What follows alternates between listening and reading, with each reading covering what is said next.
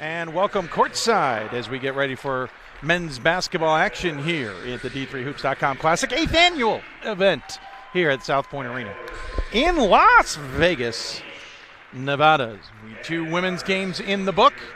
Got a couple men's games to go, and looking forward to that. I am Dave McHugh, now joined by Ira Thor. Pat Coleman taking the break for this one as we get ready for Augsburg versus Carroll in West Region non-conference play. Of course, non-conference. We never play conference games here. Augsburg 6-2, Carroll 3-6. Game that features Augsburg changing up their starting lineups from the ones I got. Thanks, guys. And Carroll with who we believe is the starters, and we'll get you those momentarily. Again, Carroll entering 3-6 will be the visitor team designate. Augsburg entering 6-2 will be the home team designate. And let's get you those starters. Hira, I'll let you do the honors, sir. A little bit, and happy to be with you after a long day of travel.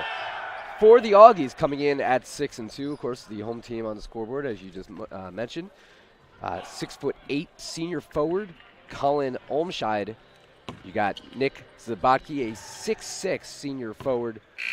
The guards are Harry Sony, a 5'10" senior, and Kevin McKiernan, a 5'11" junior, and they're joined by swingman Booker Coplin, a 6'4" sophomore. Meanwhile, for Carroll, at guard, you got Troy Howat, 6'2" junior. Number 22, Tanner Azeski, a 6'3" senior forward. Also at forward, Joel Heesh, a 6'2" senior. Number 23, Ray Pierce, at guard, a 6' junior.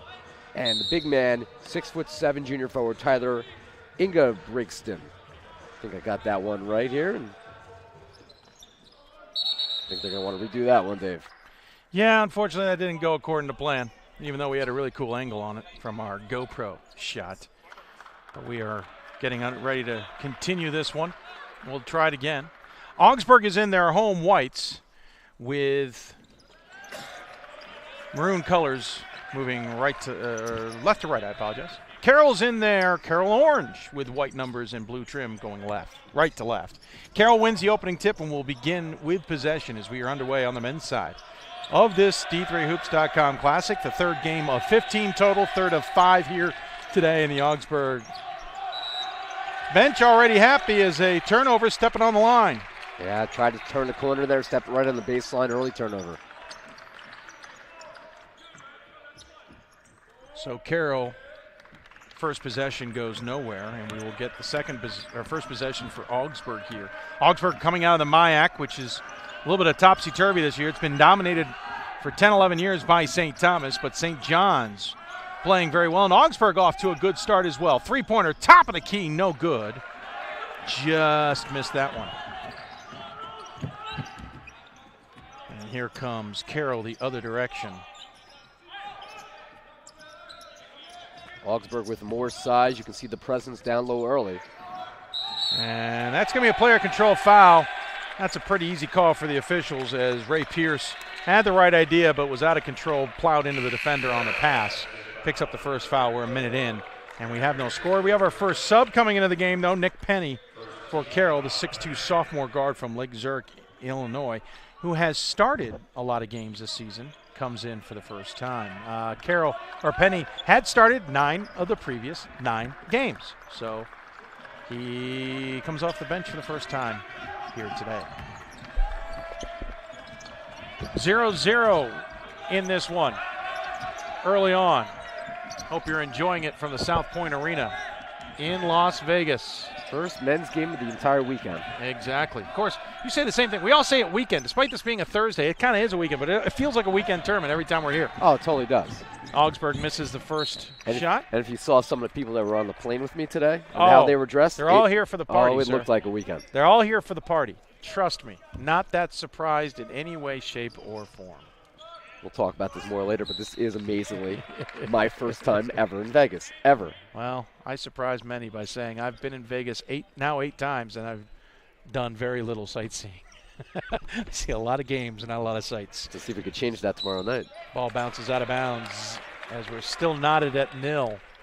Should call this, Ira and I called the D3 Men's and Women's Soccer Championships beginning of December. The way this game started off, we should just call it soccer style. It's 0-0 18-20 in, or 18-20 left. And it's funny you mentioned soccer because Carroll's got probably my least favorite soccer uniforms in Division 3. Yeah, you're right. Orange on orange. Yeah, you're right. There's some bad uniforms in soccer, and Carroll certainly had one. They got great basketball uniforms. Love these. 3 seconds on the shot clock. Great ball movement. Into the corner. 3 on the way. No good. Easy rebound for Augsburg. They're going to try and push the pace.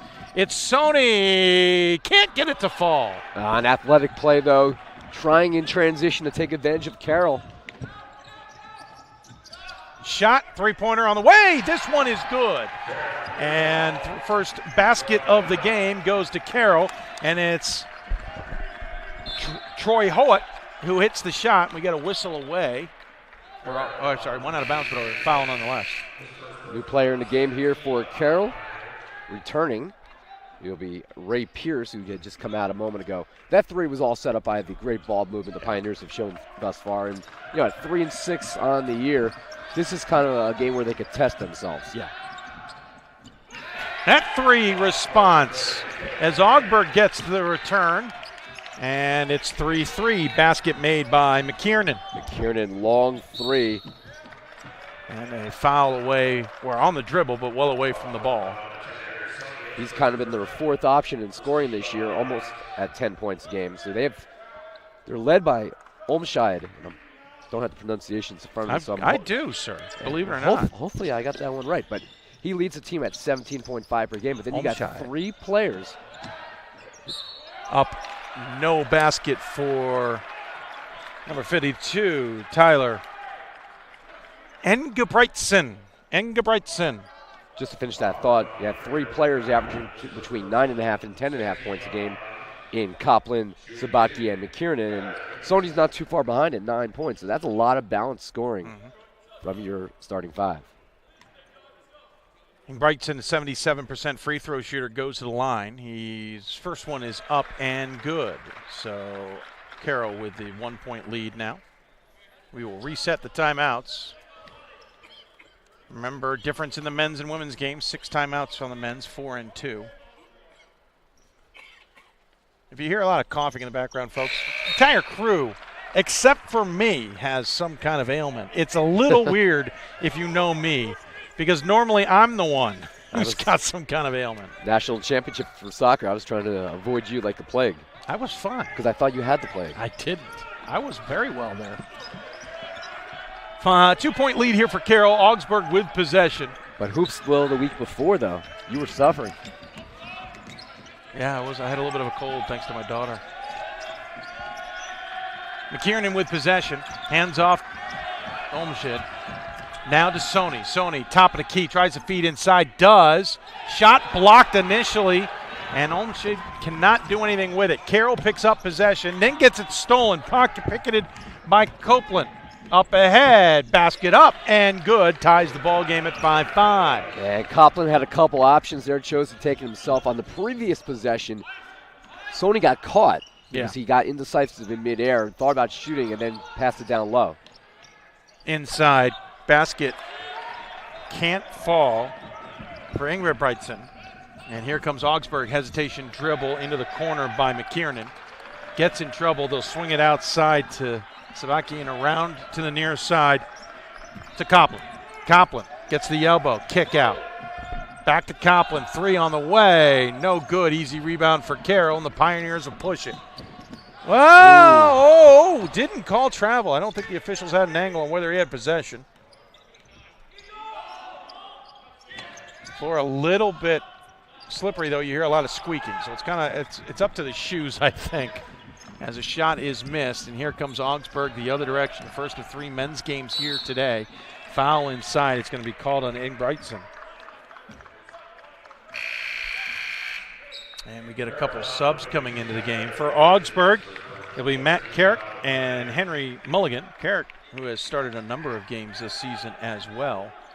He has started all 8 that he's appeared in until today. And Mulligan has started 5 of 7 now of 8. Mulligan, the 6-foot sophomore guard from Iowa City, and Carrick, the 6'1 freshman guard from Rogers, Minnesota. Carroll got a couple subs. We'll get you those in a moment as well. Nick Penny, one of the new players for Carroll. Also in the game, number 20, I think Zeski's actually back in. And Cale Maupin, 6'4" sophomore forward, checking in also. Zoski, the South Milwaukee, Wisconsin native. Long three, but short. Fouling his shot immediately there was the aforementioned Zoski. Kiernan, a good job rebounding there against a player probably 3-4 inches taller than him. 5 minutes in here, and a low-scoring affair, 5-5 between these two West Region teams. Augsburg representing the MIAC. Carroll representing the IAAC. A nice steal that time coming the other direction by Pierce, and he gets it to fall, breaking the tie. Yeah, good job by Pierce there, anticipating that pass and tying this, or nearly tying this one up. Carroll's in front now, 7-5. Good crowd on hand. Things a little bit more vocal than we've seen in the first two games here today. Saw both nationally top 10 ranked teams in Trine and Amherst win their games as a foul away from the ball. Will get an inbounds play. That will be the team's fourth foul for Carroll. For Carroll, coached by Paul Combs, a Ripon 93 grad in his sixth season, is 60 and 46th at Carroll's. A shot up and good, knots the game at sevens. Combs, though, has a 19-season career. You might remember him at Platteville between 03 and 09, where he was very successful. 276 and 206 on his career. Checking in the game for Carroll, number 10, Troy Hoat comes back in, the 6'2 junior. He will give Penny a break. On the other side for Augsburg, their head coach, Aaron Grease, Colorado College graduate, a 93 in his 13th season at Augsburg. 174 and 145 for a 545 average. Shot in the corner, no good. 18th season overall. He's gotten the team to the playoffs 7 of the last 9 seasons in the MIAC. He was a 3-year starter at Colorado College and 1 NCAA tournament appearance as a player. Good hustle by Ryan Clary, forcing that possession to remain in favor of the Pioneers. And he'll inbound the ball. And puts the shot in, does Carroll, to get the lead back out to 2, 9-7. Good inbounds play, finding Zeski cutting. And again, right now the ball movement for Carroll is what's keeping them in this game. And right now, why they're leading, quite frankly, because Augsburg appears to be the more athletic team and more size. Dribbled off the foot there, unfortunately for Garrett. Coming the other direction comes Carroll with a 2-point lead, looking to extend it. Drive to the lane, no good. Coming the other direction, the shot doesn't fall for Zoski. Augsburg looking for options. Nothing pretty yet. Into the corner, long 2 on the way, fell short. Fouled his shot, did Copland, and a foul called will be the 5th on Carroll. Little ball watching there by the Pioneers. Copeland, apologize, go ahead. 3 players for the Pioneers failed to converge on the ball, and Copland took advantage of it. We'll go to the line now for his hard work. Yeah, Copeland will go. They're going to say he was in the act of shooting. And hits the first free throw.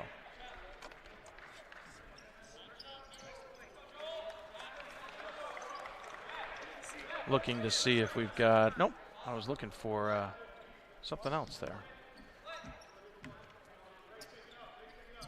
Second one up and good. As we get another sub for Augsburg checking in, it is Nick Sabatke. So Augsburg gets 2, ties it again at 9-9.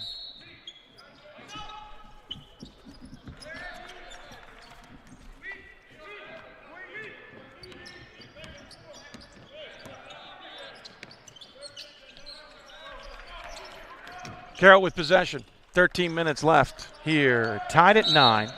And a whistle on the drive. A little bit of a hand check there. Yep. It's one thing these officials are not afraid to call will be hand checks. These teams are going to have to adjust accordingly. It's a call that's supposed to be made and isn't in some regions. Sony comes back into the game, replacing Carrick. And I think that's one of the most interesting dynamics of a tournament like this, because there's not a host team. Right. Of how the officiating is going to be. The officials here don't know any of these teams at all. Well, and these officials are consistent, though. Every year they're here. 3-pointer in the corner is good for Howitt. And the biggest lead of the game for Carroll, it's 12-9. No, but you hear teams going away for these holiday tournaments this time of year, and there's always a home team. And there's criticism sometimes that visiting teams don't get the call. A tournament like that, you're not going to find that happening. In this game, these officials don't see Division III all that often, but we are very used to their style. Nice inside move and spin by Pierce to extend the lead for Carroll. It is now out to a 5-point lead, 14-9 on a mini 5-0 run here. Tripping and falling, gives Augsburg a chance at a 3 and answers as that 3 is good from McKiernan. Clary tried to anticipate the pass and pick it off and was a little bit too far in front, lost his footing, like you said, left open McKiernan for an easy try. You can expect 3 things from these officials. 1, they're going to keep the game moving. 2, they are consistent. 3, they will call things, but they won't buy a lot of, let's call it drama. Traveling as trying to stop his momentum and cut back out was Pierce. Dragged his pivot foot, and that will bring in Charlie Soule. We'll give Pierce a break. Also coming in is Cale Maupin. Also coming in, Nick Penny. So the one at a time 3 members substitution. Well, Carroll's played 8 players so far, and they've rotated fairly consistently. He's Ira Thor. I'm Dave McHugh. Augsburg coming in. 6-2 on the season, 3-2 in the MIAC. That doesn't sound right. 4-1 at home, 2-1 on the road. First neutral game of the season for them. Inside, can't get it to fall for Carroll. 3-6 on the season, 0-2 in CCIW play. 2-2 on the road, 0-3, 2-2 at home, 0-3 on the road, 1-1 in neutral games early in the season. Of course, Carroll back in the CCIW for the 2nd season so far. By the way, great look down low there by Howat. That was the other thing I was going to double check. Make sure I'm saying Howat correctly. Don't have a pronunciation on it, so I guess it is. Coming in for Augsburg for the first time, it's Channy Powell, 6'5" senior forward from Bradley, Minnesota. I believe he's actually started a lot of games this season for them. Oh, no, he hasn't. So I may have just gotten bad information. There's a player control foul called on the far side, illegal screen to be specific. Turns the ball over in Augsburg. There's also 15 teams here, so it's a little tough to remember everybody. It absolutely is. It's also hard to remember to pick up your game sheets. You had them sent to FedEx to have them printed. Oops. Didn't pick them up on the way to the airport. Gonna have to get them printed in another manner. Sonny bring the ball up. Use this screen from Powell. I don't know why I mentioned Powell. It's already, he's only played in 2 games this season, make it 3. Swing around to the far side off the steal. Carroll looking to extend the lead, and a foul called on Sony. Oh, what a time to get an opportunity is when your team is here in Vegas. For the Absolutely. Absolutely. 15 fouled. Next one for Carroll will put Augsburg on the line for the bonus. But they got one more on Augsburg before Carroll can see the line.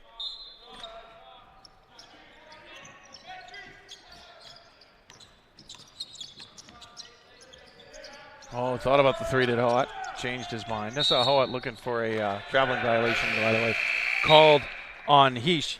I saw Hoat looking for a room key last night as I was checking in. Apparently he already had misplaced his room key. Hopefully that does not happen to you and I this weekend. I got mine right here in the back of my phone. I don't know where mine is right now. Oh, no, maybe not. I don't know. Well, I'll find it. Not worried. I always get one and hide one somewhere where I know I can get it if needed. I know I'm not going to lose my phone. What floor are you on, sir? I'm on the 23rd floor. So am I. Oh, we're neighbors. It's very rare that we all get on the same floor. We aren't all on the same floor. It's rare the 2 of us are on the same floor. Are we? Is Pat on the floor also? No. Just you and I? Just you and I. Pat is on a different floor, and Larry's on a different floor. Drive to the lane.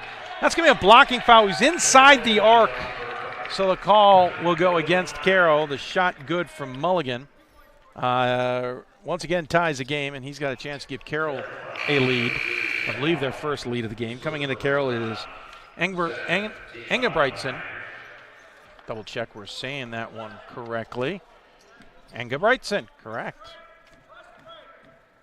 I hear press break yelled out as the free throw is up and goes home. Carroll's first lead of the game, 15-14. 10:38 left to go here in the first half. One of the other things we'll have to adjust to is changes of rules. Just got done doing women's games, and now we're doing men's games. Lots of different rules between the two for reasons we can't explain to you. Three-pointer, hold on, starting to feel it. Carroll takes the lead, 17-15. I accidentally gave the wrong point earlier, but it's fixed on your scoreboard. He was excited, too, pumping his fist there. That's a shot he wanted. Close to NBA range also. He's feeling it for sure. Losing that room key, not hurting him any bit. 3 in the corner. No foul. Nope, they did. I didn't hear the whistle. That's weird. Got crushed. I didn't hear the whistle, but Engelbrechtson did kind of get a hold of, who was it? It was McKiernan who was going for the 3. So McKiernan's going to shoot 3. So he's going to have to learn it the hard way. You know, I'm looking around this arena for the first time. Of course, the first time I've ever been here. Yeah, welcome, sir. John Deere. Oh, on absolutely. the concourse level. Absolutely. And I had heard this arena was a mainstay of the rodeo tour. And equestrian events. Well, off to my right, I see a lot of dirt. Yes, they have 1,200 stables for horses here, plus all kinds of room back there for other events. It does make for sometimes of a slick court. The first event here they had was a D1 women's tournament right around Thanksgiving, but they had just had an equestrian event, so there's a little extra dust still in the air, a little dirt still in the air. It made the court a little bit slippery. Our advantage is by the time they get here, it is somewhat stabilized. They have 36 of the 50. Stabilized. Yeah, I didn't mean that, but yes. Violation is going to get them to shoot again. 36 of the 52 weeks here has an equestrian event. That's great. Plus everything else they do at this arena. This is a very busy arena. By the way, not shooting again. They're just going to make sure Carroll inbounds the ball. Believe it or not, despite my scoreboard efforts, it is 17-17 in this game as we are over halfway through the first half. We entered the second quarter. I figure if I can call these games, no, saved it from a backcourt violation, but then threw it out of bounds. That's a good effort there. I was going to say, if I can start calling these by quarters, maybe it'll influence people to actually, I think there was mixed feeling when it switched to the women's game from halves to quarters. I'm fine as long as they stayed consistent. My frustration was consistent, but I'm starting to like the women's games at quarters. But I digress. I am too, but for other reasons. No foul called. Ball goes out of bounds. It'll belong to Augsburg with 13 on the shot clock. 9:31 left to go here. In the first half, Augsburg trying to prove that they are for real. I think they have a lot of people wondering if their hot start to the season was just a matter of who they played or a matter of how good they are. Shot in the corner, no good. And a foul called, I think, on the rebound. I think Augsburg was one of those teams that when we were casting our votes earlier in the year that we were looking at, I didn't vote for them, but they were on my list at least that I was considering. The question for them is, are they able to get past the first round of the MEAC tournament? Back-to-back years they've suffered losses. St. John's 2 years ago, Carleton last year in the MEAC quarterfinals. Yeah, agreed with you. Absolutely agree with you. They've left the end of the season short on several occasions where you thought they could do more. Nice drive, can't get it to finish by Hesh, I apologize. You got to forget the other E in his last name, Hesh. And checking back into the game comes Ray Pierce. Out of the game will go the aforementioned Hesh. Carroll and Augsburg knotted at 17. This game has been pretty much a knotted affair most of the way. Though, Carroll has led by as many as 5. Long three-pointer coming, no good for Mulligan. Might want to have that one back. Pierce narrowly loses control of the dribble. They'll feed it to the wing. Try and work it from there. Top of the key, far side to Pierce. Pierce will come around the screen from Marla. Inside feed stolen by Augsburg, who gets the ball back. 8:45 left to go. Augsburg looking to try and get more than a 1-point lead.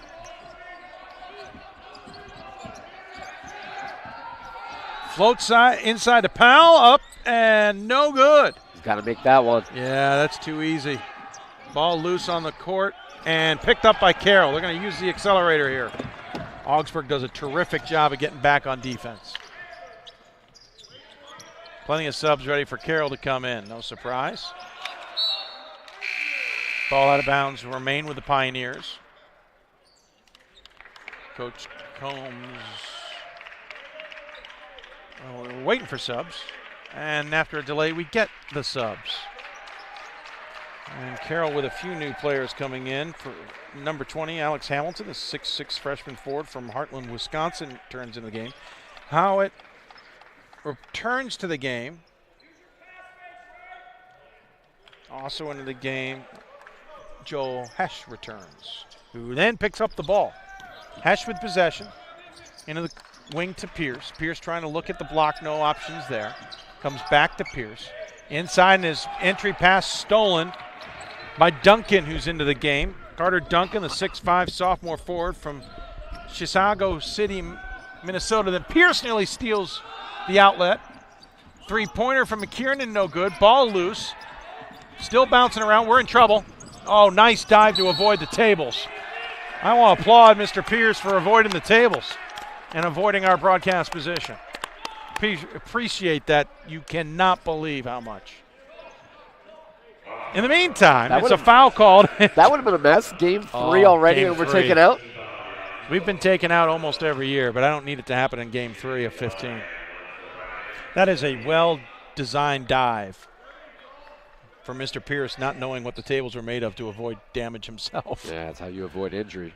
And I know all too well about basketball players suffering injuries when they don't fall right. You know, my son played. Oh, yeah, that's travel right. Player broke his arm and wrist in 3 places. And missed 3 months this summer. Hesh, by the way, at the free throw line, 60% free throw shooter, hits the first one.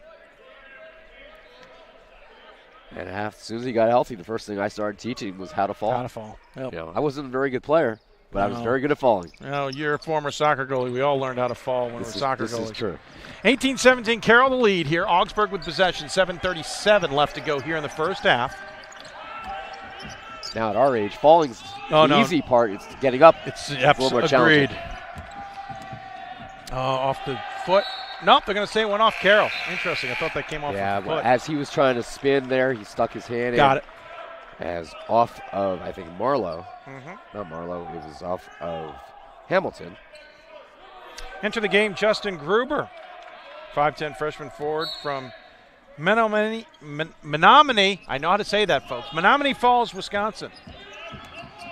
Close to UW Stout, whose women's program is here and played earlier today. Fadeaway jumper good for Olmsted. And Augsburg's got a 1-point lead. 7:10 left to go. Whoops, little too aggressive there by Duncan.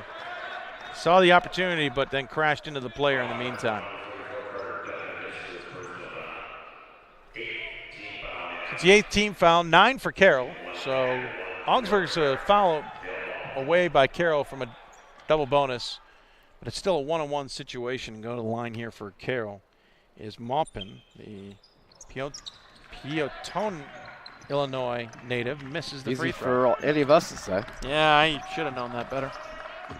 7 minutes left to go here. He's Ira Thorne, Dave McHugh, the 8th annual D3Hoops.com Classic from South Point Arena. Those of you on the East Coast I know so well. Hope you're doing well and enjoying the frigid weather. Long three-pointer is good from Duncan, who makes up for that personal foul. The biggest lead for Augsburg on the day.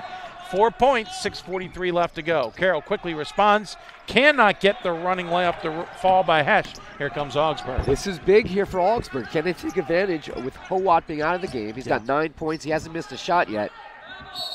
He was out there a moment ago, too. They subbed him out. They got on foul or jump ball here. Nobody else has really done much for Carroll right now. I think they're calling jump. And that will remain with Augsburg. And coming into the game for Carroll is Zaish and Pierce. Coming into the game for Augsburg is Sabatke.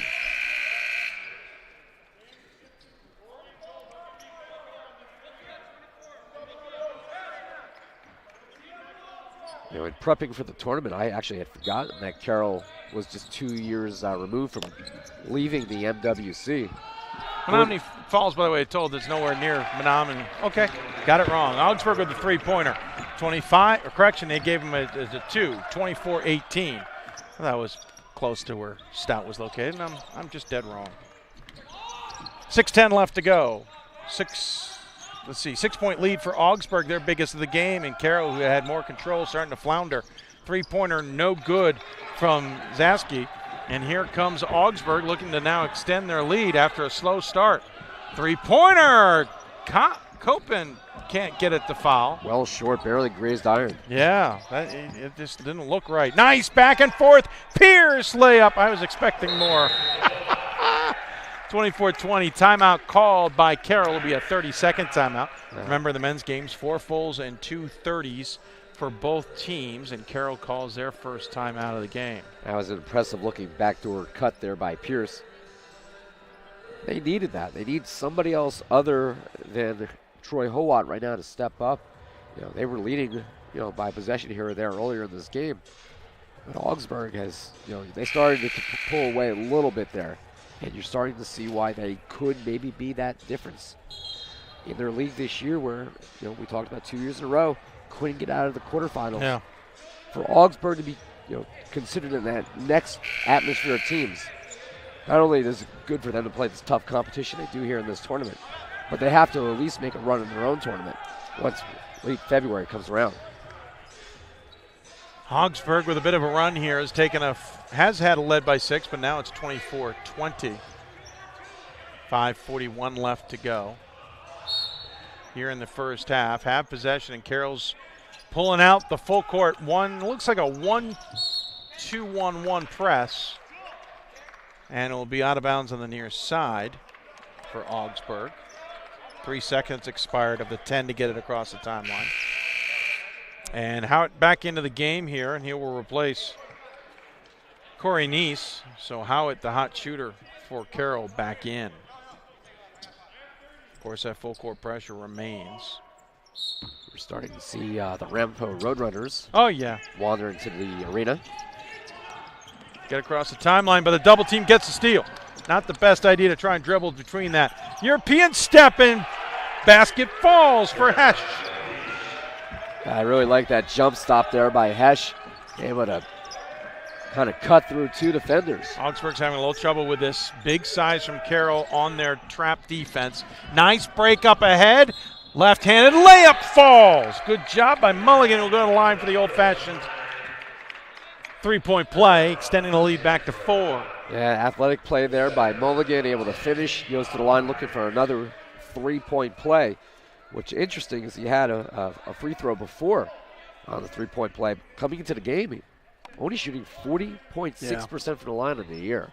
An area he's really struggled. Hits the only one he's going to get for the three-point play, extends the lead to 5. 5:08 left to go. Carroll with the ball. Pierce will bring it across the timeline.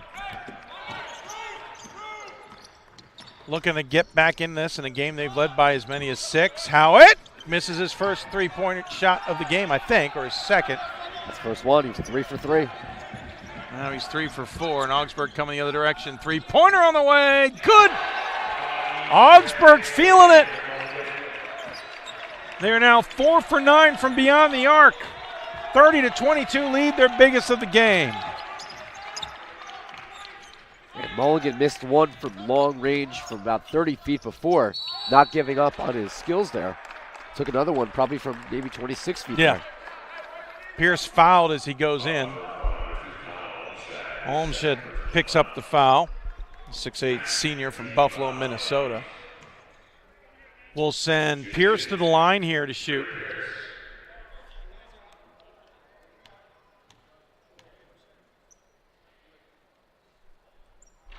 First one left short.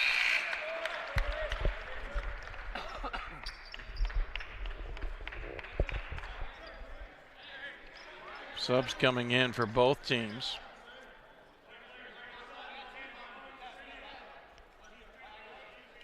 Lots of conversation, as you can hear on in the box.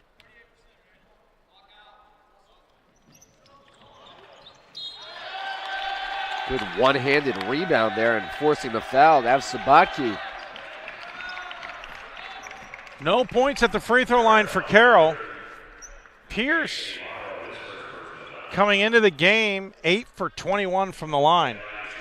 And now with those 2 misses,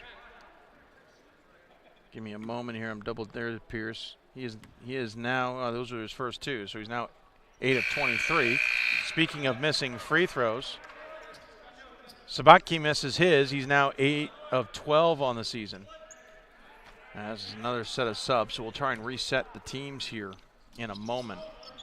Both free throws missed, and again, Augsburg shooting towards the more open side of the gym, which we tend to see cause more shooting problems than the other side. Not foolproof, though. Carroll with possession out there. With it is Maupin. Hands off to Pierce. Out there is Sol, along with Clary as well. Nice feed. He got trapped, though. From Hesh, but yeah, he got trapped in Maupin. Pierce finds himself open in the lane and hits the runner. Cuts the deficit to 6. Friendly bounce there. Yep. Carroll needs those breaks. They're able to slash inside against a pretty big front line there, although right now there is a little less size on the floor for Augsburg than started the game. 3:44 left to go. Driving, put it up, no good from McKiernan. Foul on the rebound is going to go against Augsburg. I don't know if that's the best choice in shots there by McKiernan. Yeah, I agree. I think he kind of forced it that time. 3:37 left, and Carroll's going to line here. It's Pierce, who is, as we mentioned, 8 for 23 on the season.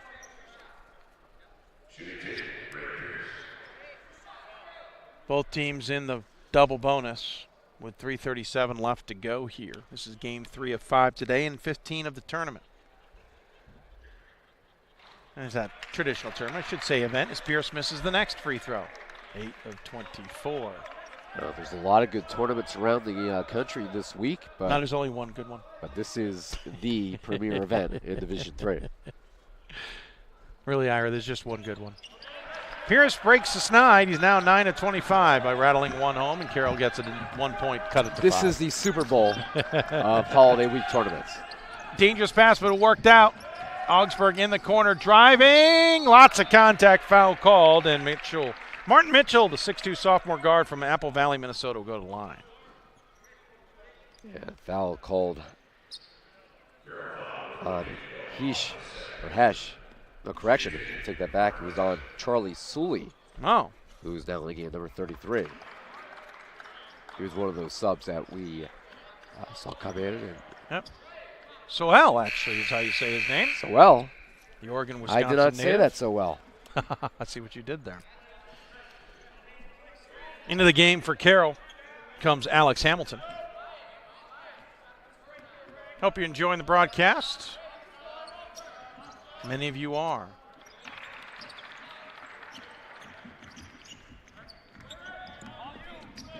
Free throw was good, making it 31-25. Free throw shooting not the best of both of these teams, admittedly. Coming in, Carroll, a 67% free throw shooter, their opponent 71. For Augsburg coming in, they are an 80% free throw shooting team, 4th best in the country. But they have struggled so far today shooting at the open end of the court. And also for Augsburg, this is surprising. They're only shooting 29% overall. Probably less after that shot. Yet they're still winning by 6. Mulligan with a crazy double clutch. Can't get it to fall. 2:45 left. Carroll, who's led this game by 6, down by 6, trying to get some momentum back. And anytime you're shooting under 30% and you're leading, you got to be pleased. Pierce finds his way through the hole. And it's 31-27 now. Good crowd from both teams here on hand.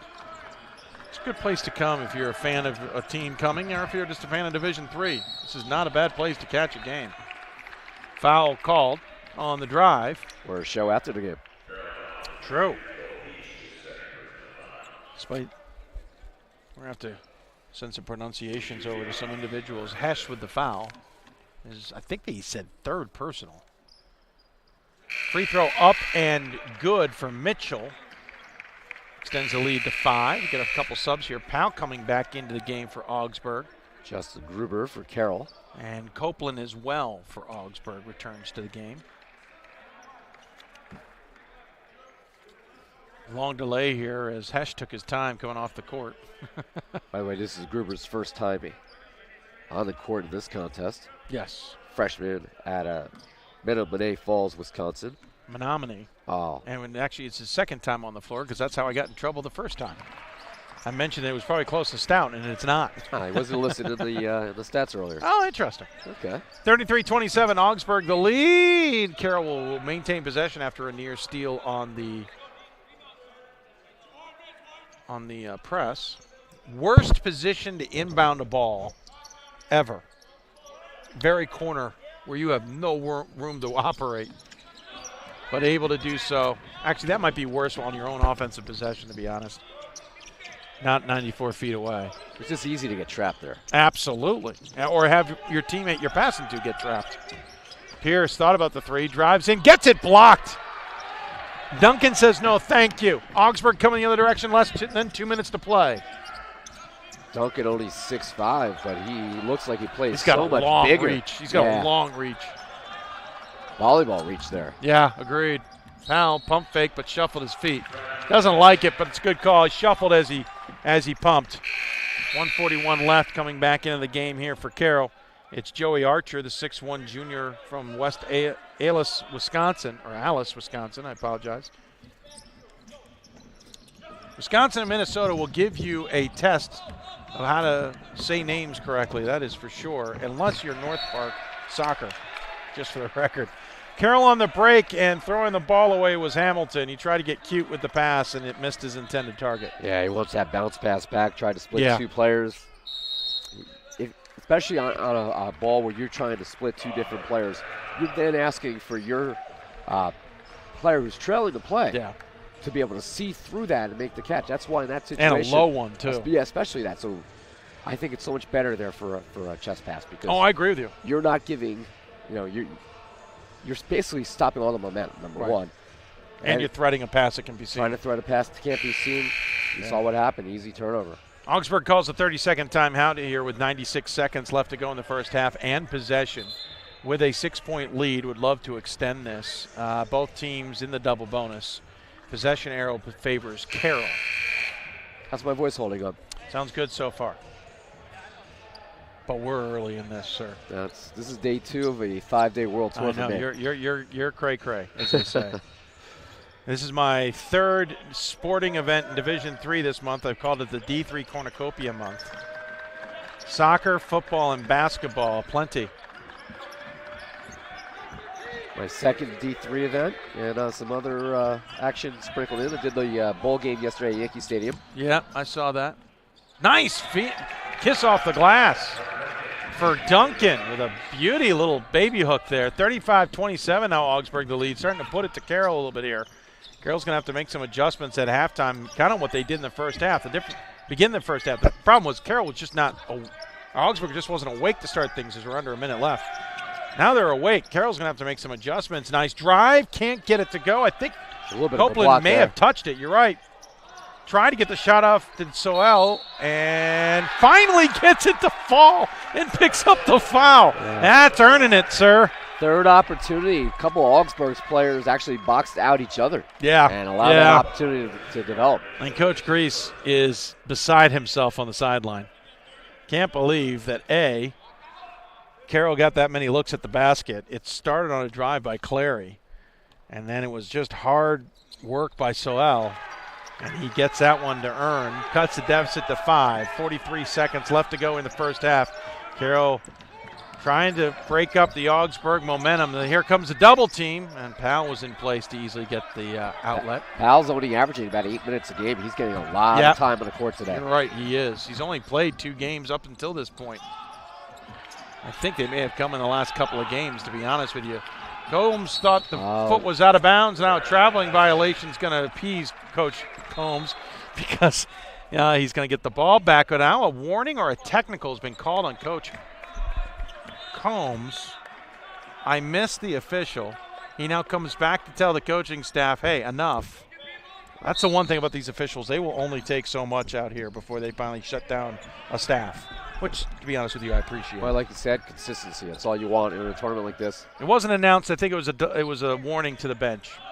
10 seconds left to go here in regulation. Carroll trailing by 5, looking for a big shot. 3 seconds.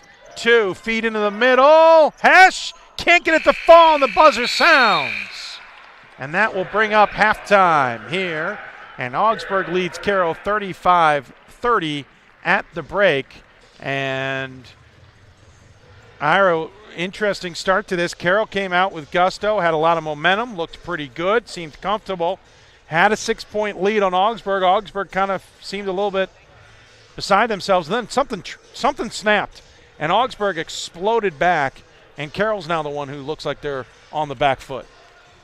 Well, Augsburg did a good job of making the most of the turnovers that they were given and scoring some points in transition. And, they didn't shoot well from the floor, but they knocked down almost half their three-pointers in the half. And, if you're going to miss inside, make sure you're at least going to take advantage of the shots from long range.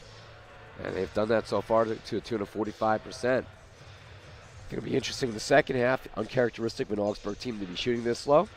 They're going to be facing the good direction in the second period. Yeah, they'll face the shorter end of the building with the backdrop, and Carroll will have the longer end in the second half. We're going to take a sizable break here. We got to rest our voices somehow to get through the week of the 15 games, folks, so bear with us. We're going to get a drink and a bite to eat. Why don't you do the same? We'll be back in about 9.5 minutes. We'll get you stats, get you ready for second half. Augsburg leads Carroll 35-30 here at the D3Hoops.com Classic from South Point Arena. I did receive a non-athletic scholarship upon entering school. I got the presidential scholarship, which was huge for me.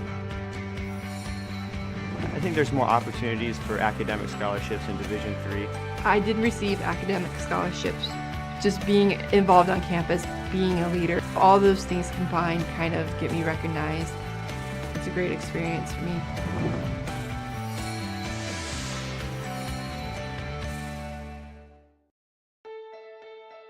For the love of the game. That's what it's all about, they say. But for those of us who are Division III student athletes, it's more than that. It's more about team and the schools and communities we represent. And for the many of us blessed with the strength to compete in sport at the college level, we understand that with what we were given comes a special obligation. Our obligation to help those who have their own special needs and whose love for the game is no less intense. That is why NCAA Division III teamed up with Special Olympics. Since August of 2011, we and others from Division III campus communities have volunteered more than 250,000 hours, time away from the classroom and practice field, reaching across the country to coach and mentor Special Olympics athletes. And to learn that in giving, we receive so much more in return. Help us keep that dream alive. Be part of it. Get involved. You can make a difference. I'm a Division III student athlete, and I know how powerful words can be. The term gay doesn't mean stupid, lame, or less than. So I pledge to speak up if I hear the term gay used in a derogatory way or any other homophobic terms. If you can play in Division III. I'm a Division III student athlete, and my teammates unconditionally accepted me as part of their family. So now I pledge to do the same for others. If you can play in Division III. It's on us to stop sexual assault in any way that we can. To get a friend home safe. To never blame the victim. It's on us. To stand up. To make our community safe for all. It's on us. It's on us to look out for each other at parties. It's on us. To be more than just a bystander. To step up and say something. It's on us, all of us. To stop sexual assault. Learn how and take the pledge at itsonus.org.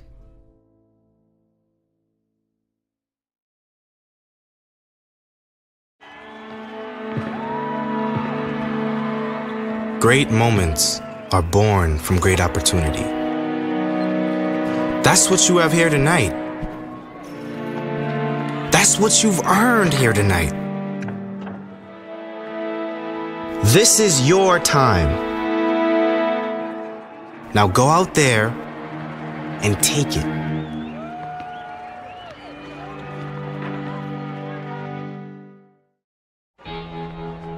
Cheer for the stumbles. The he shoulda had that's. And the tears that linger.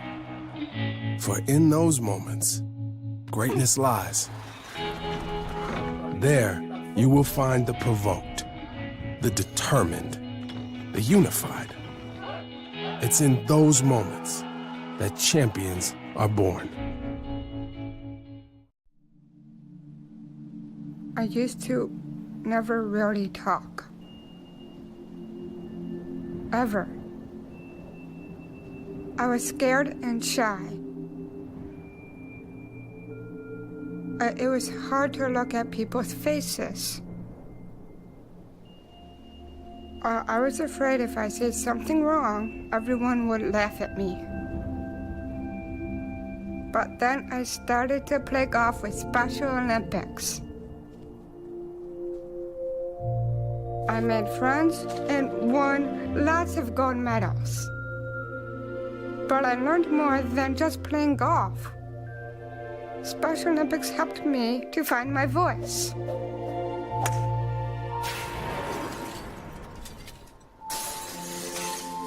And now everyone else is speechless.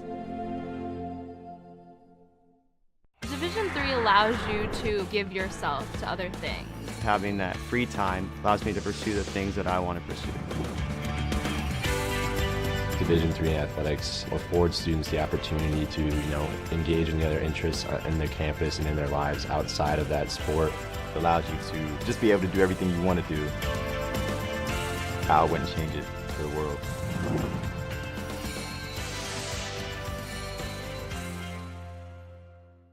For the love of the game. But for those of us who are Division III student athletes, it's more than that, a lot more. Sure, the game is important, but as we work so hard to build both mind and body, it's more about team. That is why NCAA Division III teamed up with Special Olympics, and in giving the gift of sport to those for whom it seemed an impossible dream, we are working to make this a better world.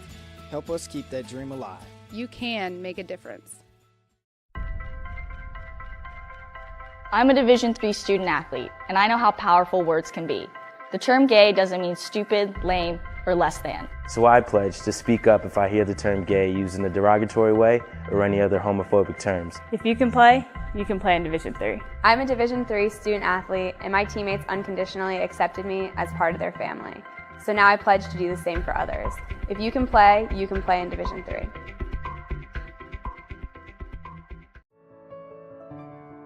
This is our It's On Us pledge. It's on us to make a personal commitment to help keep all people safe from sexual assault, regardless of race, gender, sexual orientation, or ability. Not to be bystanders to the problem, but to be leaders of the solution. We invite you to join us in this campaign by informing your campuses about the It's On Us mission.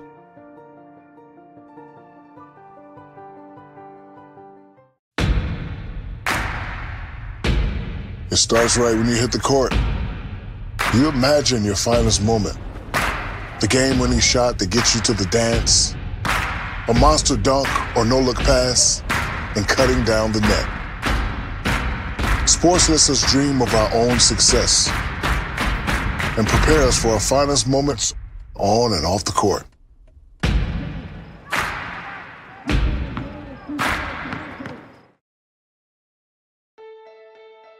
For the love of the game. That's what it's all about, they say. But for those of us who are Division III student athletes, it's more than that. It's more about team and the schools and communities we represent. And for the many of us blessed with the strength to compete in sport at the college level, we understand that with what we were given comes a special obligation. Our obligation to help those who have their own special needs and whose love for the game is no less intense. That is why NCAA Division III teamed up with Special Olympics. Since August of 2011, we and others from Division III campus communities have volunteered more than 250,000 hours, time away from the classroom and practice field, reaching across the country to coach and mentor Special Olympics athletes. And to learn that in giving, we receive so much more in return. Help us keep that dream alive. Be part of it. Get involved. You can make a difference. We are calling you, all of you. We are calling all Division III schools to join our cause. It's on us to start the change. It's on us to be the change. It's on us. It's on Division III.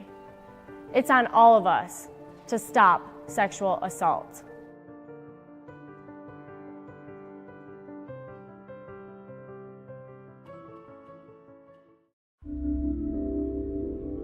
This is why we love sports. It's in the way they play, free from the pressures and all the money talk. Playing for simply the love of the game, where everyone has a shot at their definition of success on and off the field. This is what we love about sports, and what we can still love about college sports.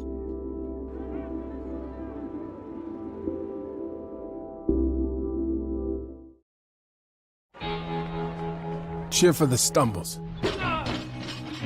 The he shoulda had that's. And the tears that linger. For in those moments, greatness lies. There, you will find the provoked, the determined, the unified. It's in those moments that champions are born.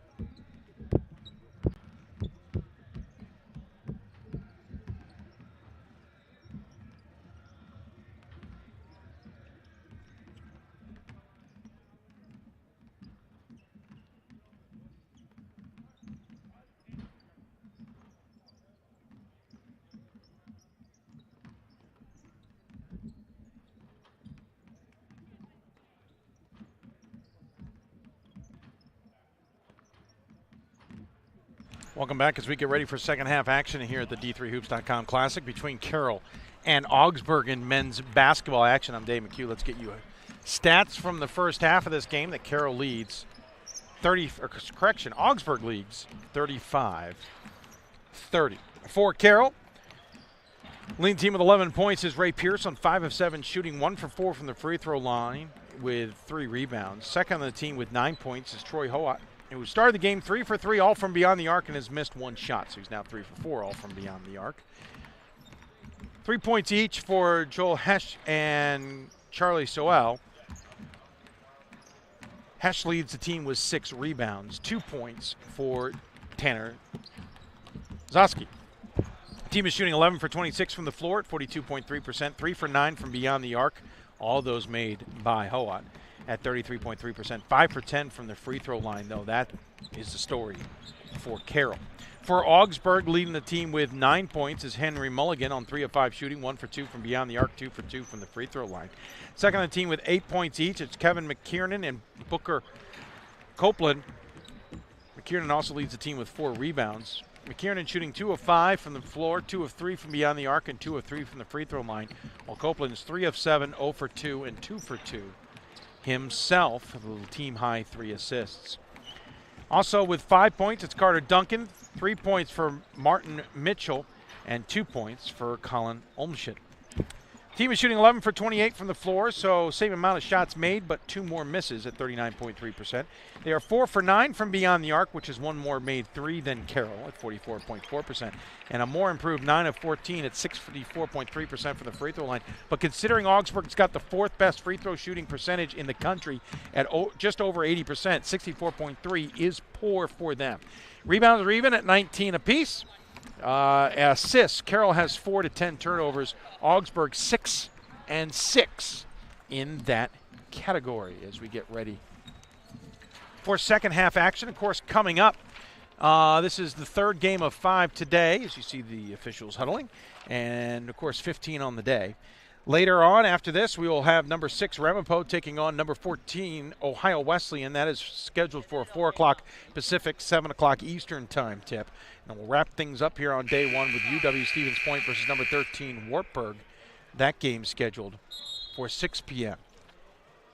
local time. As we get ready to go, Carroll again in their road orange with white numbers and blue trim, and they will be moving left to right towards the open end of the arena here today. In the meantime, Augsburg is in their road whites with black numbers in trim with some other colors thrown in there for good measure. They are now moving right to left as you get an eyeful there as we get things going here with this one as we are ready to go here in the second half. From the South Point Arena, I'm Dave McHugh alongside Ira Thor, and glad you could join us here as we get things underway. Just had a chance to catch up at halftime with Chuck McGreen, the head coach of Surprised the you made it back, sir. Known each other for almost 20 years. And, that game, Ramapo will be coming up next, right after this one. I keep trying to fix our clock, folks.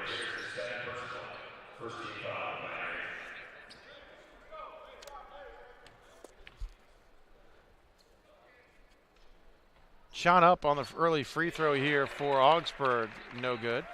No, friendly bounce. It fell in. Oh, it did fall in. I looked away too soon. Friendly bounce. Trying to fix the clock on our screen.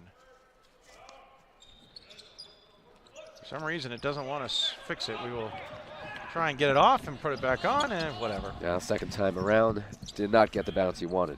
No, he did not. 36-30. Augsburg's got the lead, the first point of the second half. And Carroll now with possession. Swing around, Hesh with the ball. Trying to use the Ingebrigtsen screen. Nearly gets his pocket picked. Turns around, puts up the shot, no good. Augsburg with the block out, comes up with a rebound.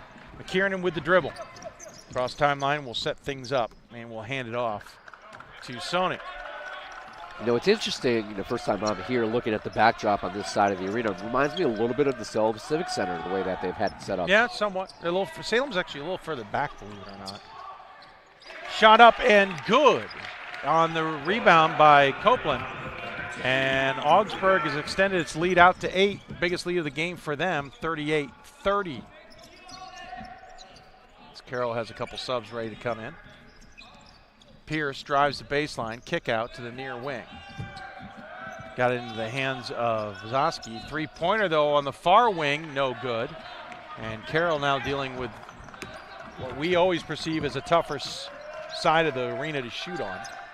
Nice feed inside. Help defense comes over and gets a block, but a little bit too much body is going to send Olmsted to the line to shoot. Olmsted, who has not been to the free throw line entering the game and will go there for the first time this season, will shoot 2. First one, no good. So his percentage stays at 0.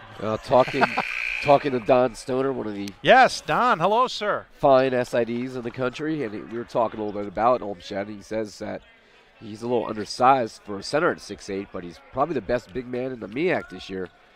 And right now he's second in the league in scoring at 17.5 per game. Shot up and good, so he's 1 for 2. We couldn't go a game here without giving Don a very deserving shout out. Absolutely not. Don enjoying the frigid temperatures of Minnesota here currently. I guess we don't want to rub in the fact it's in the high 60s today, though I haven't experienced that. Pierce drives in, gets the foul, and gets the shot to fall. Will go to the line for a three-point opportunity. Carroll trailing now by 7. Yeah, got the roll there on the penetration. Carroll needs to find a way to stay in this game. Yeah. Augsburg starting to pull away, up by 7 again. These three-point plays, these are advantages that they have to take advantage of. I use the same word. Yeah, twice. I walked right into that, didn't you? Yeah, I know that feeling. I do that all the time as Pierce is able to convert on that advantage. Meanwhile, all I can think about, what is the temperature in Minneapolis right now? Hovering at 0 if they're lucky. 39-33, the lead for Augsburg in this game. The Augies in somewhat control, though. That pass looked like it was right on target. Sabaki to Olmsted, and Olmsted couldn't hold on to it. So it's a Carroll possession, looking to cut into the 6-point deficit. Nice feed inside, and Howen hits one inside for the first time today. First shot he's taken inside the arc as well on a terrific feed on the cut. Cuts the deficit to 4.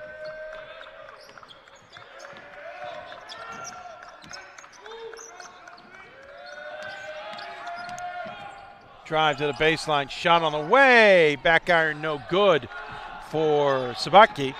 And Carroll's going to bring the pressure. Pierce drives, split the double team, and a block foul called. And they're going to call McKiernan for sliding. Credit to Pierce for being able to had the wherewithal to avoid picking up a charge there. Did a good job of slicing in, as it were. By the way, it is currently 9 degrees it did get above 0. Okay. And it is a balmy 10 degrees in Wakushka. Okay, well, could be worse. Probably saying that wrong. I mentioned, my son mentioned to me in Baltimore that it was cold yesterday. I then showed him what Nana and Grandpa's weather looked like in Down East Maine. I think he unhinged his jaw. Of course, he might be listening, so hope he's being on his best behavior with Daddy out of town. Mulligan back into the game for Augsburg, as does somebody else just returned to the game. Oh, yeah, of course. Carter Duncan, the 6'5 sophomore, is into the game as well for Augustana. What is the weather up in Pierce makes 1 of 2. It was, when I showed him yesterday, the single digits, and they are expected to get down to -10. And I don't think they were supposed to get above 0 today. It is cold in the western 2/3 of the country, folks. It is cold. Takes a very tough individual to deal with that. Oh, off the foot and out of bounds for Mulligan. I was whining leaving Philadelphia this morning when it was 13 degrees, and I was whining. I have many a time done my route when I was a kid on the paper route. I would walk it until it got down to -20, and then I asked my parents for a ride down. One morning I remember waking up, and it was -40 at 8:30 in the morning. I'm like, no! Did you see the bowl game I was working yesterday, yes. the Pinstripe Bowl, that they were actually switching to sneakers? Yeah, I did notice because the ground was so hard. It could not get footing on the field. That's insane. We were warm because I refused to allow the windows to open in our booth. But, man, on the field, that takes you back to some old-school football. That is. Augsburg with only a 3-point lead here. As we've discussed the cold, Carroll has gotten hot, and Augsburg has chilled off as Duncan gets fouled on his attempt. And it's a 3-point lead now only for Augsburg, who led by 9 a few moments ago. Are you still in shock, by the way, that I was at a bowl game in the Bronx last night, and I'm here in Las Vegas the next morning? I'm used to your crazy. Duncan hits the first free throw. Augsburg now out to a 4-point lead. Checking into the game is Nick Penny. Lake Zurich, Illinois native, comes in and replaces Pierce. Coach Combs has a conversation with Pierce, who works his way all the way down the bench to greet his teammates, and then has more words with Coach Combs about what he expects. Missed second free throw, and here comes Carroll the other direction. Trying to use speed as an advantage, and they get the shot to fall. Nice cut off of the initial pass, so the give and go is good, and it's Soleil with the shot, cuts the deficit to 2. The Pioneers holding strong here. Well, the Pioneers have started both halves now well, and it's Augsburg who has it, and McKiernan gets called for the travel.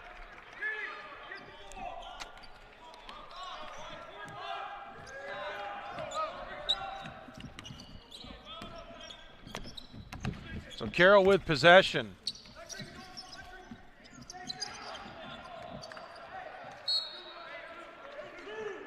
Off of the hands of number 30, Booker Copland.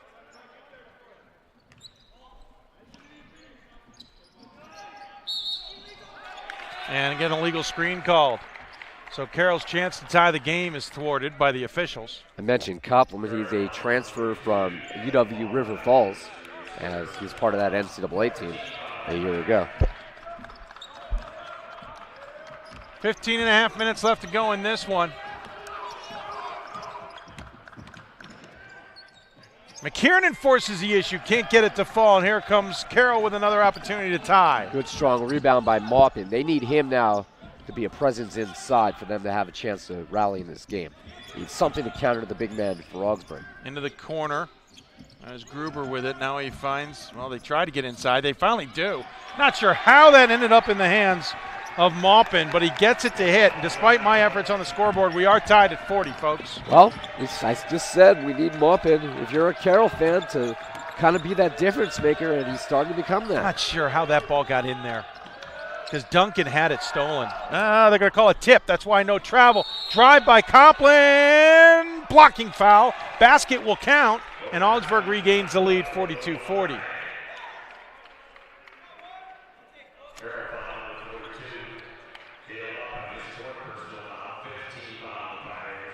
Yeah, so Copeland will go to the line looking for the three-point play, as what looked like Augsburg would pull away is not playing out that way.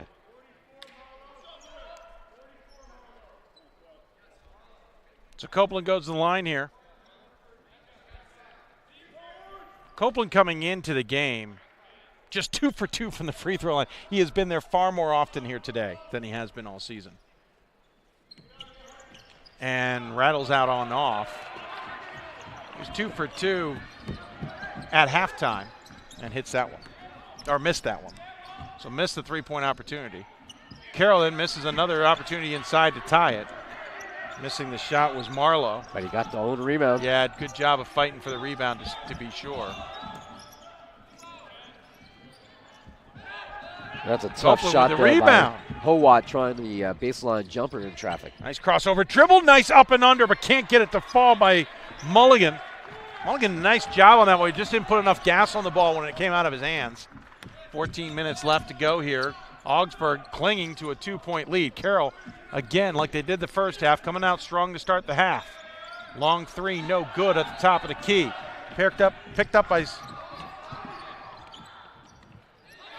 Sony, who drives the lane and hits the basket. And Augsburg now has a 4-point lead.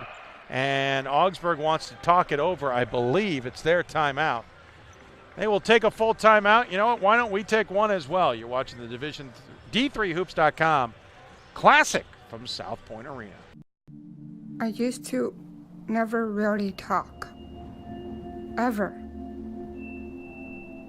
I was afraid if I said something wrong, everyone would laugh at me. But then I started to play golf with Special Olympics. It helped me to find my voice. And now everyone else is speechless. Welcome back as we get ready for breaking the action here. 13 to end. 13:45 left to go in the second half. I'm Dave McHugh alongside Ira Thor. It's 44-40. Augsburg the league on Carroll in the first of our men's games of this 8th annual D3Hoops.com Classic from South Point Arena at South Point Hotel in Las Vegas. We had 2 women's games underway, 15 total over 3 days here. And honestly, folks, if you're not familiar with the D3Hoops.com Classic, 15 games over 3 days is nothing. And the officials are warning Carroll they're ready to put the ball in bounds. Seems like a light schedule this year. It is light. It is light, relatively speaking. It's a little crazy. We're used to 6 game days. We're used to a couple of 2 game days thrown in there just to throw everything off. Hey, I've been following this tournament from afar for the last 7 years. I appreciate the invite to check it out in person and join you this year. And a foul called on the hand check is going to be called on Mulligan. Go ahead. Still working on trying to get our own men's team to come out here maybe 2 years. I'd love to see you guys out here. That is the idea if we can make it work. In time for some of our current players' senior year. 13 and a half left to go here.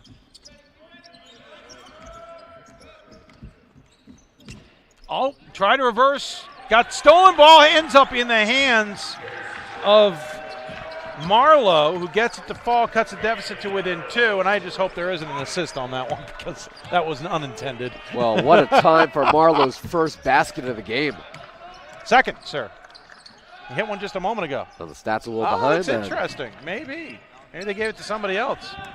Oh, no, you know what? It was the rebound he got that I'm confusing. What a pass! That's a great pass. The pass from Soel. to Howitt, ties the game at 44. That is as perfect as you can make it. We talked about sometimes it's not the right moment for a bounce pass. That was. Timeout called by Augsburg as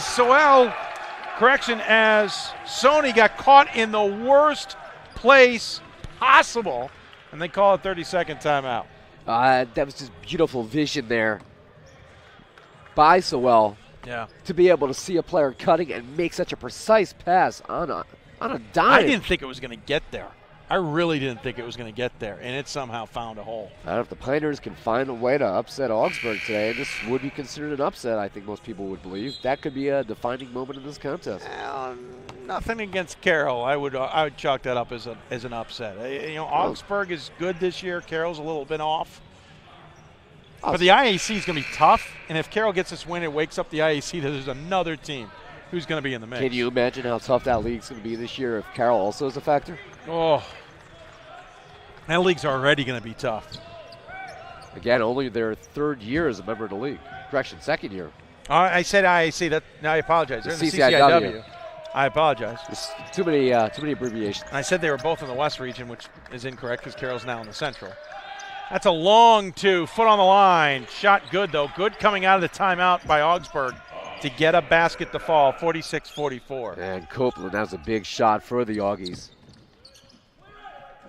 Yeah, I forgot. Carroll was 0-2 in the CCIW. Yeah, the CCIW is going to be a heck of a dogfight with Augustana the favorite, but others have shown they can play well. Augustana is also down a player. But Illinois Wesleyan looks like they're going to be good. North Central is supposed to be good. They're out to a rougher start than many expected, as battling inside is going to draw a foul. North Central's been an enigma to me. Yeah, they have. They were in my top 10. That's a good way of saying it. In the preseason poll. Yep, they were in mine too. And even when they fell to about 500, I had them. I still kept at them the ranked. bottom. Yeah, I had them about 24, 25, and I didn't pull them out until they fell below 500. Yeah, I did the same. They are an enigma. I feel they should be better as the first shot is good for Olmsted. And checking into the game now is Engebreitsen. Also checking in for Augsburg. I apologize. I think that's Carrick, but I can't see his number. Oh. Oh, what a box out by Copeland to be there for the putback. 49-44, Augsburg the lead.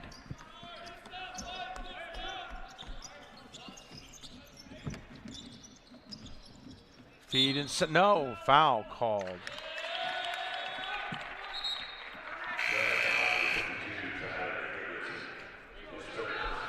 Copy paste can be a pain, sir. 49-44, 11:53 left to go here.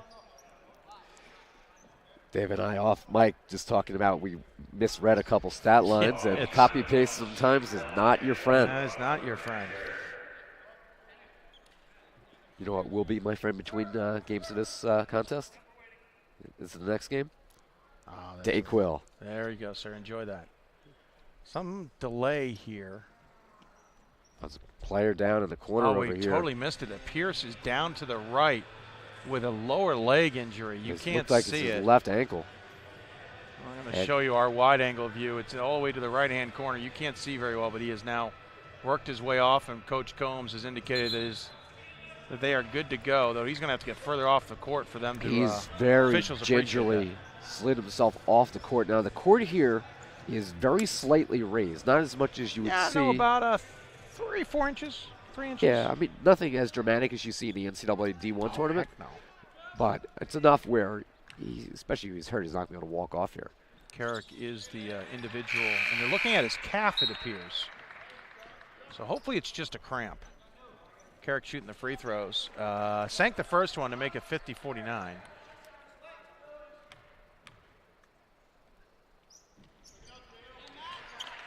Next one coming, and that one is good as well. So 51-49.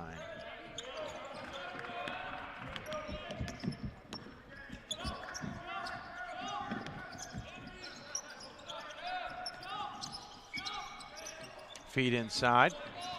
Engebreitsen trying to back his man down. Spin move. Off glass. No good. It got him behind a heck of a rebound by Carrick, who comes in and steals it and then called for a traveling violation.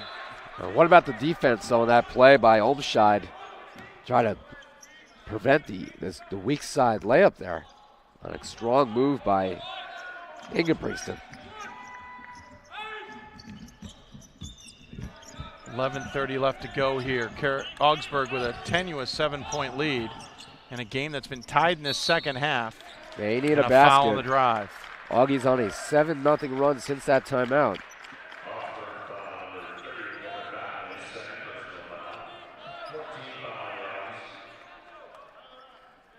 We should mention, by the way, that Copeland is a River Falls transfer, as the first shot from Clary is good.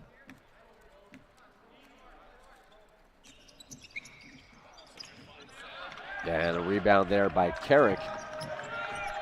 So just 1 of 2 for the Pioneers. 51-45, 11:15 left. Carroll extending their defense, trying to make it challenging for Augsburg in a shuffle step. That's the second time Carrick has gotten called for a travel in the 2 straight times he's touched the ball, and Coach Grease implores him to slow down. He's almost a step ahead of himself. That's a good coaching moment there, too. You don't want to have the young man get down on himself there and stop being aggressive, but that's where you slow him down and you get his mind back in the game. He made a great defensive effort on the other side where he grabbed a rebound, skying in the air right out of the guy's hands, but caught for the travel on the expected being able to run down the court, and then just now shuffled his feet as he was receiving the ball. So, yeah, slow him down, keep him in there, and gain some experience. I'm not a huge fan of coaches who pull players out almost immediately on a mistake. Well, he's a very experienced coach. Oh, absolutely. He was not everybody knows the backstory, but when he came to Augsburg in 2005, he actually had spent 4 years as an assistant and 5 years as head coach and athletic director at D2 Chaminade out in Maui. Can't believe anybody would leave that job, just for the record. There's a foul called. And I say that tongue-in-cheek. He's a Nebraska native, and I think he wanted to come back to his family in the Midwest. Absolutely. He actually played at Colorado College. Foul called on Mulligan. And his daughter, Maddie, is a sophomore soccer midfielder at Cal Lu. She made first-team all-conference this year in the SCIAC. SCIAC. Oh, I will continue calling it SCIAC. It's an I, sir. Have you seen some of the telemarketing calls I got for Ira? Well, I can't help that. Foul on a little too much of a hip check from Augsburg, who's starting to play a little frustrated here. They've got a 7-point lead, but Carroll seems to have more aggression. That's what it's coming down to.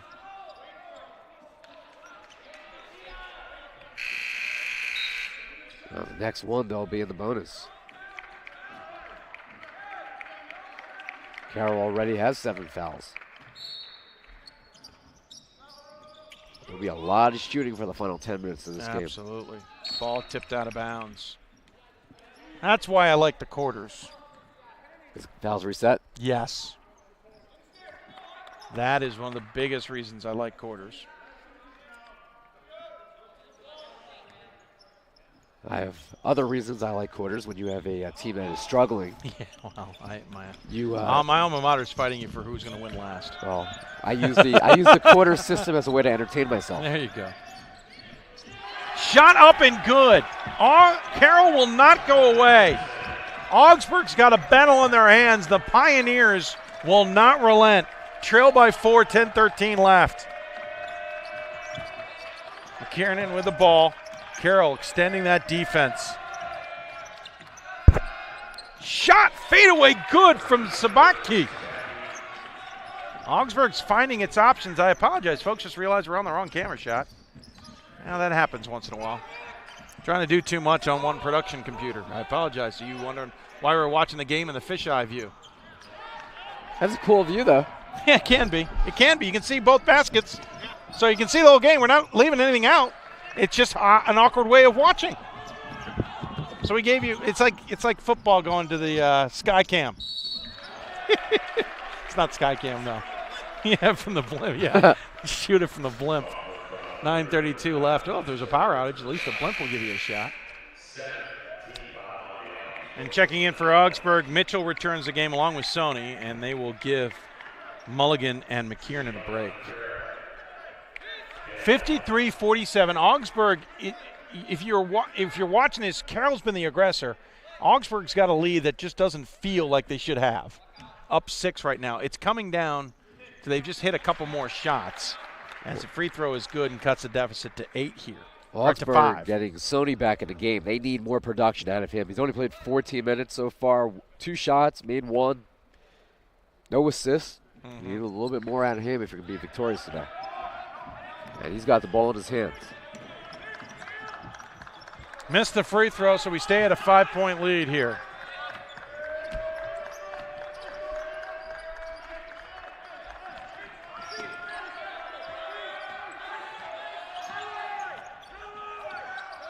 Shot, wing, Copeland, missed. Coming the other direction. Feed it to corner, shot on the way, 3-pointer is good. Buried by Zoski. Cuts the deficit to 2.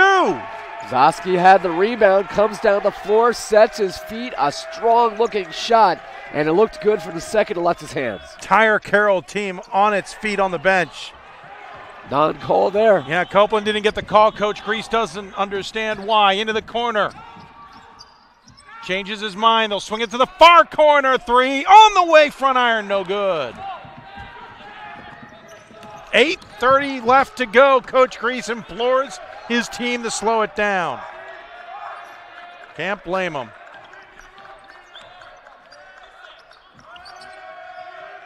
Both teams are struggling from 3-point range in this game. Carroll shooting just 3 of 12. Augsburg 4 out of 11. You have to rely on something else. Steal. Chance for Carroll to tie it or take the lead. That'll do it. No! Can't get it to fall. He was wide open there. It was. Good That's defense. a basket you have to make. Good defense shutting that down. Good vision, too. Find him down low. Wide open.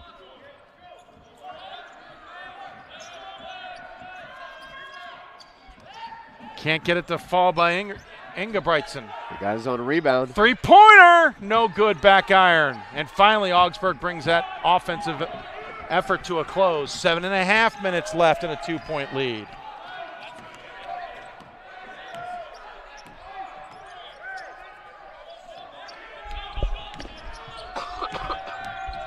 $7:15 left.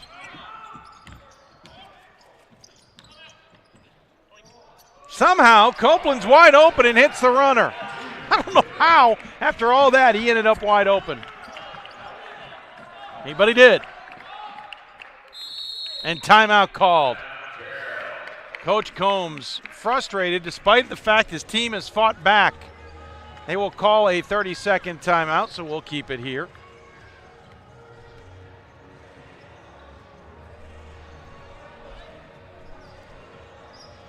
Less than 7 to go. 4-point lead for Augsburg, who's trying to keep Carroll at bay. The Pioneers, who in the first half started the game well, had a 6-point lead. Carroll came storming back and controlled much of the second half of that half, the second quarter for lack of a better description. Carroll came out in the second half and on fire, and now Carroll's been in a dogfight since. They have led by as many as 8 in this half, and as many really as 7, but it's been tenuous. They lead by 4, but Carroll's been taking it to them. Well, we talked about needing more production for the Augies out of Sony. Not in the game right now, but when he gets back out there, and you would assume it's going to happen relatively soon, he's Olmscheid. He's only got 4 points right now. He's scored in double figures, I think 12 games in a row, and 55 of his last 61 games. So they need that production. Drawing the foul here is Soleil.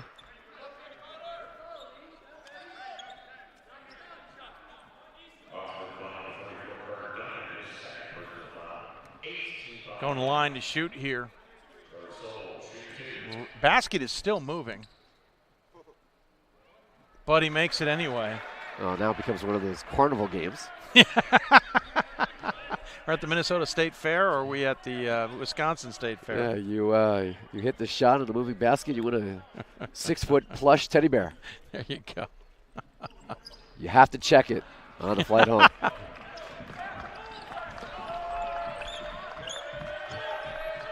55-52. Kick out. Sony the three. No good. Copeland fighting for the rebound. Speaking of 6-foot plush teddy bears, I would like to thank Don Stoner for the couple of notes he's given us in this game. Wow. Love you, buddy. Wow. Ball out of bounds. Augsburg's possession. Oh, he may not love you after that. Oh, he's the mean master. Don, I do not take any responsibility for Ira Thor, sir.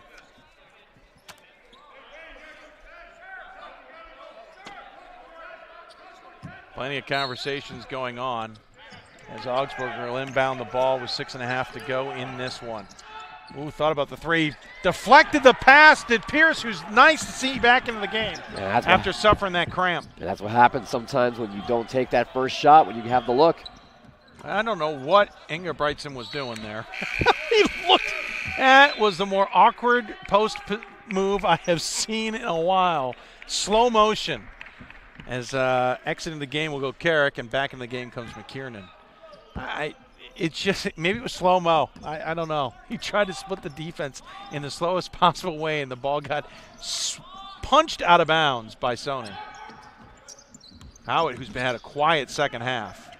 Pierce, Engelbright's in, but there's a foul, pretty sure, just in front of him that they're going to call. I don't think they're calling it on the shot. Yeah, they did call it on Duncan. But it is team foul number 9, so it's a 1-on-1 situation here for Hesh. Trailing by 3, and missed it off the front iron. Wow. Oh, Mr. Howitt. Oh, wow. That was a Dallas Cowboy first down index card away from being a backcourt violation. Actually, on the free throw, I think he could have let that go. The problem was he caught it and he would have drifted in. That's his problem. If he had let that go, he could have gotten there, or could have let it go and get it. Missed opportunity again for Carroll, and that's been the difference here. Carroll, who seems to be taking it to Augsburg, can't get all their opportunities, whereas Augsburg's at least hitting their opportunities when they get them. Carroll needs a few more stops and a few more makes. They want to flip the script here. Sony drives off glass, no good. Big rebound, Duncan can't put it in. They're lucky to get the rebound here, but that is a shot that Duncan cannot miss. That wide open. Long three, nothing but net for Mitchell. But it works out on the third opportunity. 58-52, all of a sudden a 6-point lead. And they're going to call timeout. Finally, I think one of the players forgot the coaches can't call those. Calls a 30-second timeout. Augsburg has unofficially 3 timeouts remaining. Carroll with 3. There we go. Somehow I misappropriated the timeout earlier, so we're tying it at 3. Timeouts are 3 apiece. Augsburg has 9 team fouls, so Carroll will go to the double bonus. Next foul, Augsburg commits. In the meantime, Carroll at the 7 fouls. They've got a couple they can give away before they get into a double bonus. Well, Augsburg right here has an opportunity to start pulling away in the final 5 minutes. Carroll has not made the most of the opportunities that they have with Olmscheid and a few others off the court. By the way, I don't think people appreciate how much you're doing at the same time here. I'm getting a new appreciation myself. You should see Hoopsville. 4:53 left to go. Oh, I watched that. Oh! Carroll with a missed opportunity as Maupin dribbles it off his thigh. That's why I don't get mad during the show when I send you a Facebook Live message and you don't see it for half an hour. Sony brings the ball across the timeline. Augsburg, you want to call him Augustana. Augsburg holding on to a 6-point lead. Yeah. And then now it's in my head. Augsburg turns it over. So the Augies miss an opportunity to extend the lead. The Pioneers will inbound it, and a little confusion on who was coming in for who, as Clary now in and will replace Soel, I apologize. Soel in, and also in is Duncan for the Augies. He replaces Olmsted. And Augustana now with that full court press we saw from Carroll in the first half, but then call it off after they can't get the steal on the inbound. 4.5 minutes left. Carroll down by 6 with possession. Kick out 3 on the way. Buried it. What a time. Big shot from Maupin, who just turned it over on the previous possession. 58-55. Oh, we got top-ranked teams coming in next to play. We got to live up to this. We got number 6, Ramapo, and number 14, Ohio Wesleyan, watching this game. Sony drives, gets it to fall, and draws the foul. 60-55 with one more shot coming with 4:02 remaining.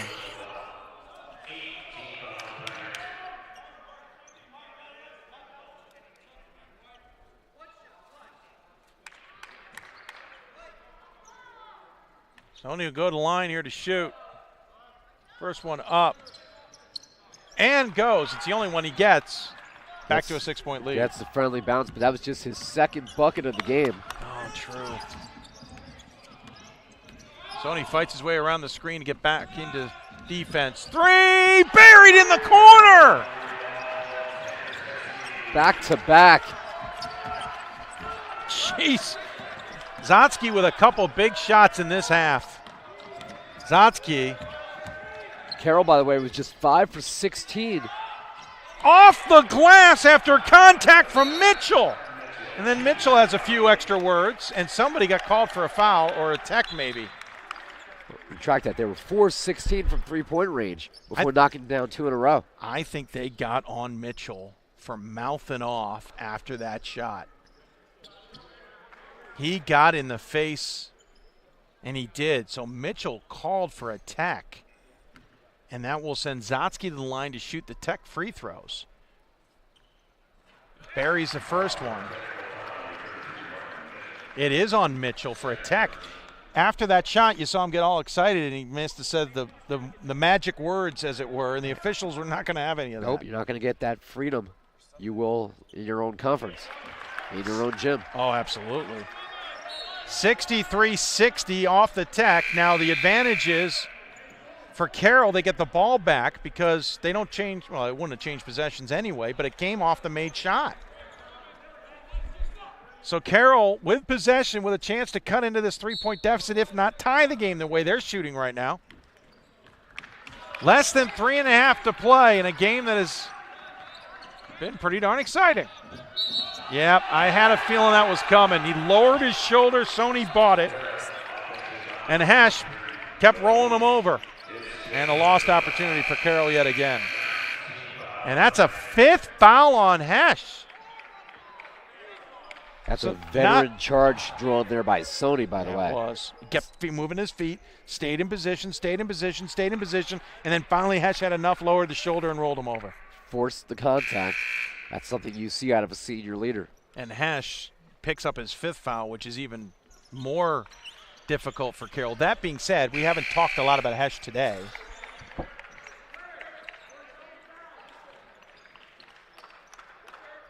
So Hesh will take a seat, and into the game replacing him will come Soel.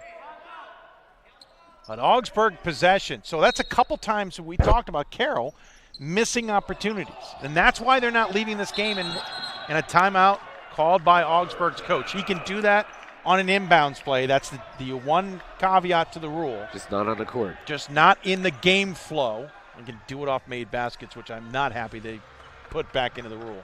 It's a full timeout. We'll take it as well. Augsburg clinging to a 63-60 lead. We'll be back for more from the D3Hoops.com Classic after this. Receive a non-athletic scholarship upon entering school. I got the presidential scholarship, which was huge for me. I think there's more opportunities for academic scholarships in Division III. I did receive academic scholarships. Just being involved on campus, being a leader, all those things combined kind of get me recognized. It's a great experience for me.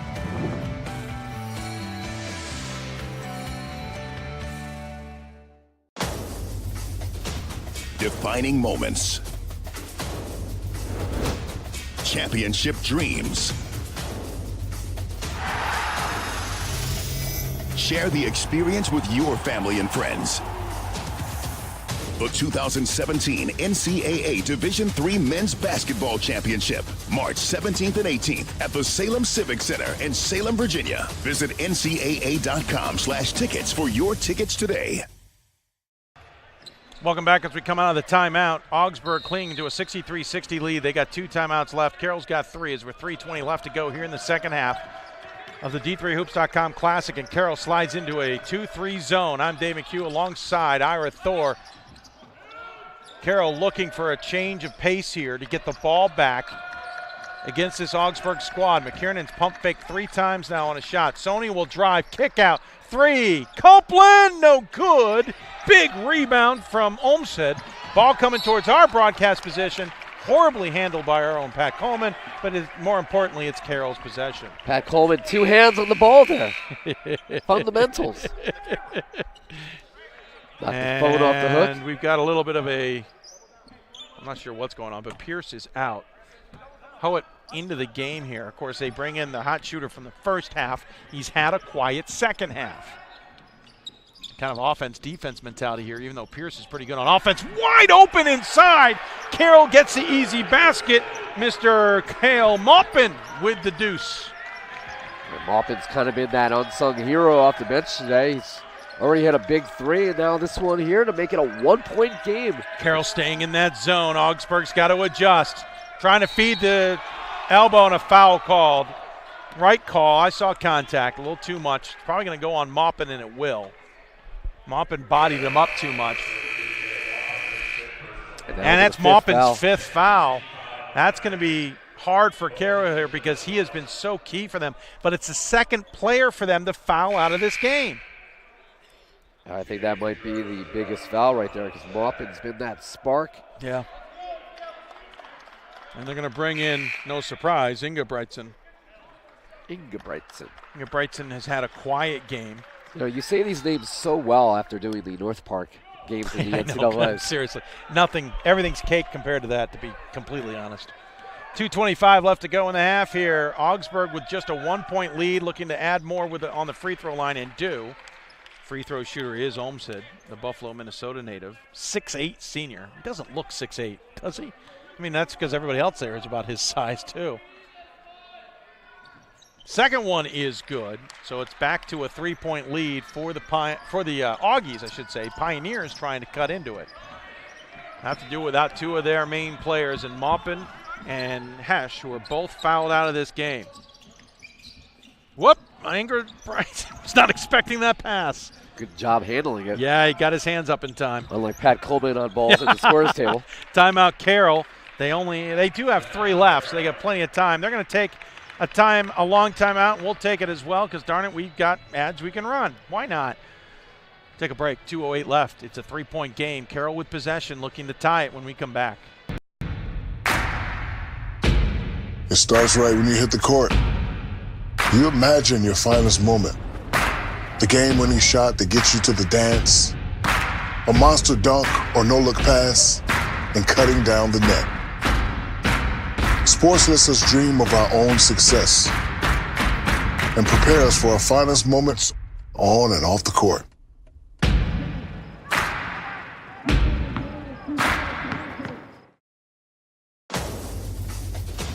Defining moments. Championship dreams.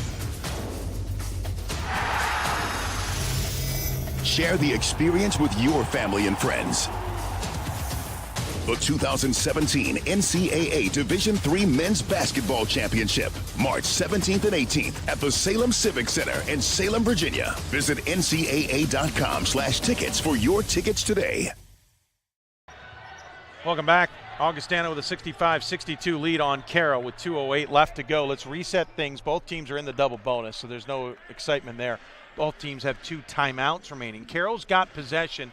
The possession arrow belongs to Augsburg. Carroll is in their orange visitor uniforms, moving left to right. Howard will inbound the ball, and he gets it to Clary. Clary back to Howard off the screen. 3-pointer is good. Carroll ties the game. What a time for his 4th 3 in 5 tries. He's got 16. The other 3 came in the first half. That's why they checked him into the game. Came off of a screen after inbounding the ball as well. Cut and then went back out and got that one to fall. Almost needed that too with Hesh and Maupin both fouled out. Agreed. Tie ball game. 8 on the shot clock. 3 from Coppin. Good. They answer. Wow. What you can do, I can do better. And Augustana regains a 3-point lead. Copeland had been 0 for 4 from 3-point range, but he knocks that down. He's got 21. What a way to answer. Copeland. Now the drive for Carroll. A block, no, a foul. It's too much body. Yes, he got hand-to-hand, but it was the body contact that drew the foul. Carroll, if you're Augustana, they'll take that. Make him earn it at the line. McKiernan picks up the foul, I believe his second. And Sowell will shoot 2 free throws with no time ticking. Hits the first. 1 more to come. 77 seconds left.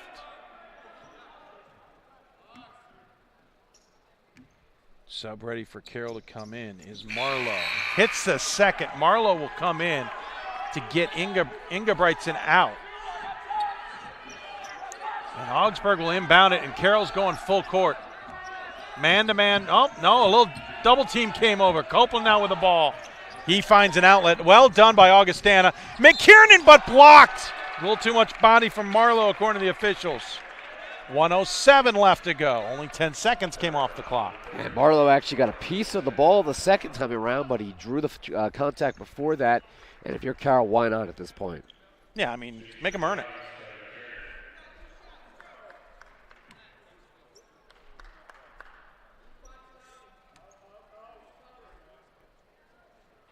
Oh, and McKiernan misses the first free throw. Ingebrigtsen will come back in for Marlowe. And while neither of these teams are top 25 material right now, that just goes to show the quality of Division III basketball, Dave, because that next level of clubs able to have this caliber of a game. Misses the second free throw. Carroll with the rebound. 65 seconds left, and they've got a chance to take the lead. What an entertaining game we've been privileged to watch. And we get to see 2 more after this. Oh, and Carroll turns it over again. Turnovers have been Carroll's Achilles heel tonight. I don't know what Clary saw there. He's biting his lip. Yeah, I don't know. He's upset with himself. Threw it between 2 guys, but they were both nowhere than 5 feet of that ball. Still plenty of time left. 51 seconds. Yeah, 47 and a 22 on the shot clock. So Carroll will get the ball back. They at least need to get Augsburg stopped or no more than a deuce. Ingebrigtsen tries to draw the foul, doesn't get bought. Shot inside is good by Olmsted. At least it's only 2. 3-point deficit. There is a 3.5 second difference between shot clock and game clock. Carroll's got possession, trailing by 3.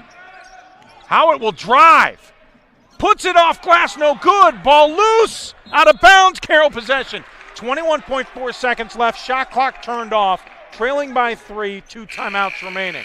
I think you continue to look for Howitt. He's been their top player in this game. And by the way, on the other end of the floor, Olmscheid has been fairly quiet in this game, but now has 8 points, and what a time for that. Yeah. And Ingebrigtsen tried to bait the officials into that call. It was a good no call. Absolutely. Good no call. And timeout will be called, I think, by Carroll, and it looks like it is. We'll keep it here. As they do call timeout, they're down to 1. And obviously they want to draw up the right play here. And if they make this shot, they're going to probably call a timeout to drop defense. Though they don't have to. With a tie ball game, it may just be a more of a let Carroll call that timeout, or let Augsburg call that timeout instead. If you're Carroll, I don't know if you could count on getting a stop down the floor here. I think you have to go for a tie. I agree. I think the way, well, oh yeah. I mean, that's tough. I think with 21.4 seconds left, you're right. The stop is tricky here. You could also play the averages, cut it to within 1. Man, I don't know. If I'm me and I'm coaching, I know Olmscheid's been off today. Yeah. He's one of the best big men in the MIAC. You can't take that chance. You're going to be able to stop him down the floor in the winning seconds of this game, because that's where I would go with the ball. I see Pat Coleman lurking behind the Carroll bench. Not sure if he's picking up any intel he can share with us. We'll find out. 21.4 seconds left. Both teams in the double bonus. Augsburg with 2 timeouts, Carroll with 1. Probably looks like a signal from Pat made it seem like maybe they're going to try and weave and cut around some screens. Probably get Howitt open for a shot like they did last time. The great thing about last time was Howitt looked like he was cutting in. The defender bought it and he came back out. But they're in the corner here.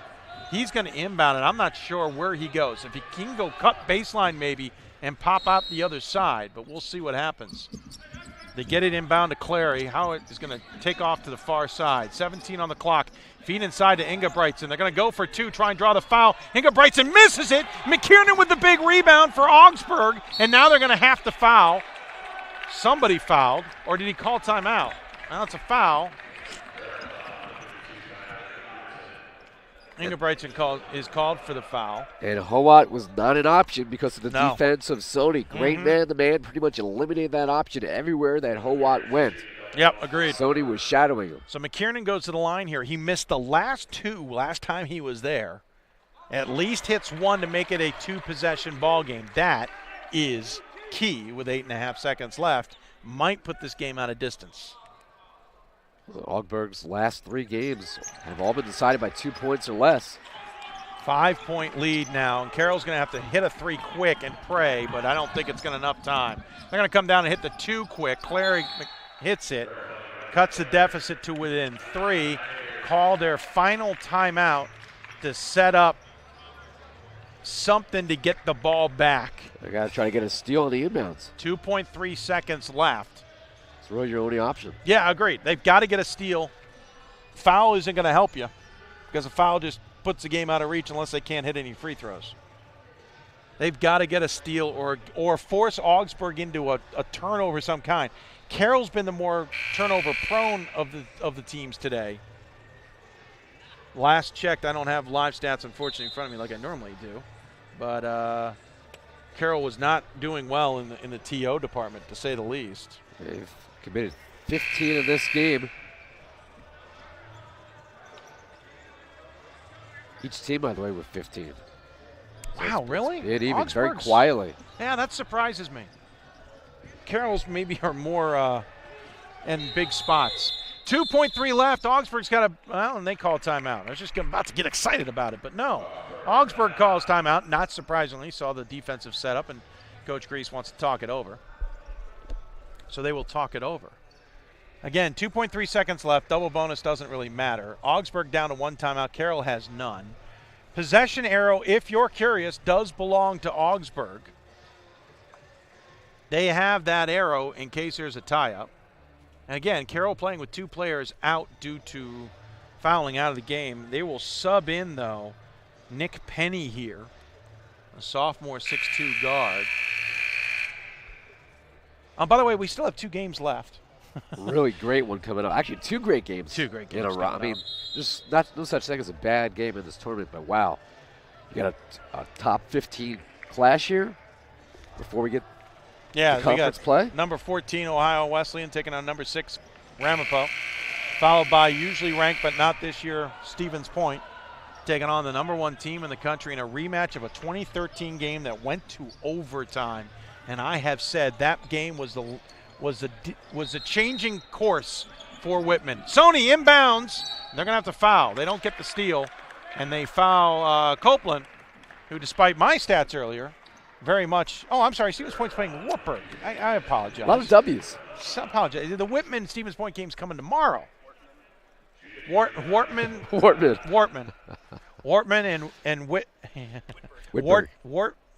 and Whitburg. Yeah, there we go. Whitburg, Worth, it's Worth. Copeland's going to put this one out of reach. It's Worth? Yeah, there you go. So a valiant battle by Carroll. Unfortunately, timely miscues is going to end it. And that's going to do it. Bravo, though, to Carroll, who falls to 3-7 on the season. Augsburg, more importantly, improves to 7-2 on the year and moves on. For Augsburg, they will take a day off and play Wartburg, number 13 team in the country, to start our men's schedule on Saturday. For Carroll, they will play Pacific Lutheran tomorrow at 4 p.m. local time. Ira, final thoughts and stats from this one? Well, I was impressed by the effort of Carroll in this game. Early on, it looked like Augsburg was a team that was going to have the distinct advantage, not only experience-wise, but also size-wise. And Carroll hung with them, and that says a lot about their chances this year in the CCIW. Oh, it looks like Pat's got Coach Kreese with us, and we'll get a word from him from the Augsburg point of view. Thanks a lot, Dave and Ira. Here with Coach Kreise. First of all, Coach, congratulations on a win. That's a real knockdown, drag-out fight there all the way to the end. Yeah, it was. They played great. I thought Carroll played a great game, and I thought we did some good things. But that's what you want when you're getting into a game. In the break, a non-conference game, you want a game that's going to give you a test, and they certainly did that. What were the things that they tested you on? What are the things that you think you need to improve coming back for the rest of the season? We need to find a way to score. When our all-conference post players have an off night, we got to be able to find other ways and other places to go. But it seemed like there was a few of us that were just kind of brain dead a little bit today, and I would chalk that up a little bit to coming off the break, a long break for us, and not fully into it. Our motion offense was really bad tonight. We weren't moving, and those are all things that happen, after breaks. So we got to get better at that. Congrats on the win, and thanks for your time. Thanks. Back to Dave and Ira. Thank you, Mr. Pat Coleman, with that intel for us from Coach Kreese. And again, Augsburg, he says, maybe a little brain dead coming out. And that's not surprising. We saw that even from Amherst to start their women's game. They just weren't quite ready to get going. So, not the most surprising statement to hear. And I'm quite sure we talked to Mike DeWitt of Ohio Wesleyan. We talked to Chuck McBreen of Ramapo. They're going to say the exact same thing. Exactly. That is one of the quirks with this tournament is usually teams are coming off of significant or at least lengthy breaks. And it's about getting back into the swing of things, and that's what we saw here today. And perfect timing for this tournament for these teams to come with conference play looming after the first of the year.